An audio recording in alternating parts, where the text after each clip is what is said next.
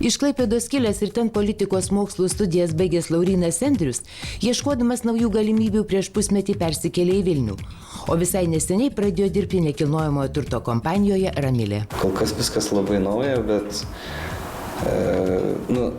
kol kas dabar kaip ir būsiu pardavimų vadybininko asistentas, tai visus smulkius darybėlius, bet po truputį mane įtraukia į rimtesnius dalykus, tai ir sudarimas viso plano, sužiūrėjimas, ko trūksta, ko reikėtų sužiūrėti ir bus einama link to, kad paskui pats savarankiškai galėčiau užsiimti tuo.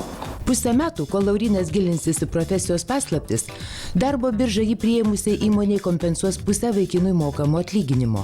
Tačiau pasak visai neseniai 25-metį atšventusio vaikino, kažin ar darbo paieškos būtų sėkmingos, jei ne projektas Pasitikėk savimi, kuriame dalyvauti pasiūlė darbo birža. Dirbu atsitiktinius tokius darbelius ir čia darbo birža pasiūlė sudalyvauti tokiam projektui, kuris yra orientuotas jaunų žmonių integravimą į darbo rinką.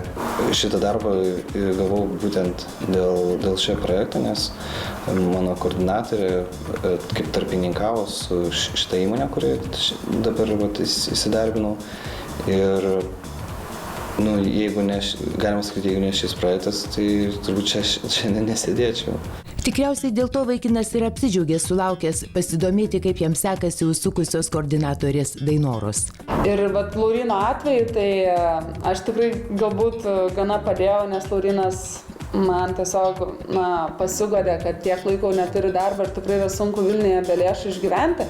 Tai aš labai stengiuosi, kad jam vienam iš pirmųjų padėti ir mums puikiai pasisekė. Ir šitas projektas, manau, ne tik tai, kad leido jam pažinti save, patirti labai daug įvairių pojūčių ir susirasti galbūt naujų draugų, bet nežinau, svarbiausia, manau, kad jo buvo tikslas rasti darbą, kuriame būtų įdomu ir manau, kad šitą tikslą jis pasiekė. Tiesa, ne visiems projekto dalyviams iš karto pavyksta susirasti darbą, tačiau tai priklauso ir nuo jų. Ne visi, jeigu atvirai kalbant, galbūt nėra to didžiulio noro susirasti darbą. Bet tie dalyviai, kurie tikrai rodo didelį norą, pastangas ir mes visi kartu bendrai stengiamės, tai dar nei vienam turbūt nebuvo nepavykę susirasti darbą. Į klausimą, kokios dar naudos jam davė dalyvavimas projekte, Laurynas atsako, kad jo metu įgyta patirtis pravers ir ateityje, o dalyvauti tokiame projekte jis siūlo visiems ieškantiems gyvenimo kelio. Šitas projektas man padėjo rasti savyje stiprybės, jėgų ir